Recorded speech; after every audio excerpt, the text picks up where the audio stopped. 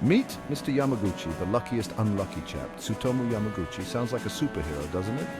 Well, he kind of was. This Japanese engineer holds a distinction no one else on Earth can claim. He survived not one, but two atomic bombs. You'd think winning the lottery twice would be less statistically improbable. Now, before you think he had a thing for being in the wrong place at the wrong time, let's be clear, he was just a guy doing his job. In 1945, that job took him to Hiroshima. Then, as if fate had a wicked sense of humor, it sent him back to his hometown, Nagasaki.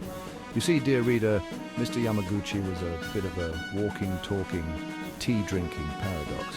He was living proof that truth is stranger than fiction, and that sometimes life just throws you a cosmic curveball or two.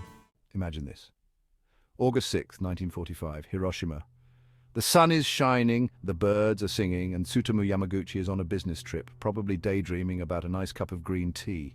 Suddenly, brighter than 1,000 suns, a flash.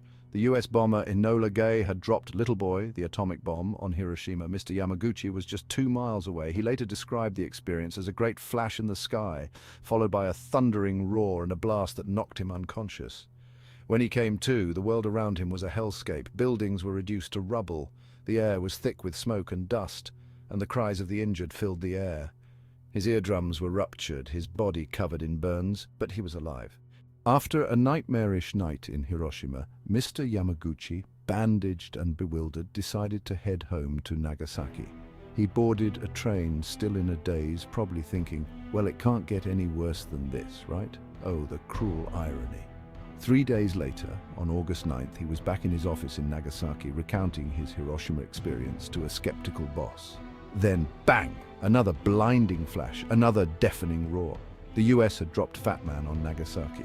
This time, Mr. Yamaguchi was even closer to ground zero, a mere 2 miles away. Thankfully, a mountain shielded him from the worst of the blast, but still, he received a second dose of radiation, cementing his place in history as the unluckiest lucky man alive. Section 4. Life after 2 blasts. Talk about a survivor's story. Now, you'd forgive Mr. Yamaguchi if he decided to live the rest of his days in a lead-lined bunker, muttering about the apocalypse. But no, this tenacious chap had other plans. He went on to live a relatively long and healthy life. He became a teacher, a husband, a father. He even had the good humor to joke about his experiences, once quipping that he was a walking exhibit of atomic bombings.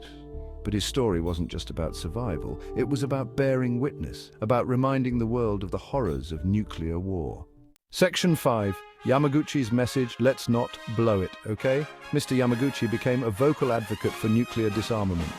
He spoke at conferences, shared his story with anyone who would listen, and even met with the mayor of Hiroshima, who jokingly, we hope, asked if he had a subscription to atomic bombs. He saw the bombings not as something that happened to him, but as a stark warning for all humankind. Twice bombed, twice survived, he'd say. Let's make sure no one else ever joins my club. His message was simple, powerful, and tragically relevant even today. Nuclear weapons are bad, very bad. Let's get rid of them, shall we? Section 6. Remembering a resilient soul because giving up wasn't an option. Tsutomu Yamaguchi passed away in 2010 at the age of 93. He wasn't just a survivor, he was a symbol of hope, resilience, and the indomitable spirit of humanity. His story, though tinged with tragedy, is ultimately one of triumph.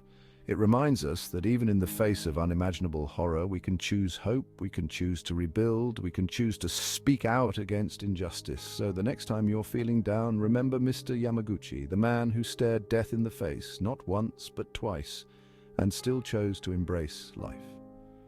His story is a testament to the power of the human spirit and a call to action for a safer, more peaceful world.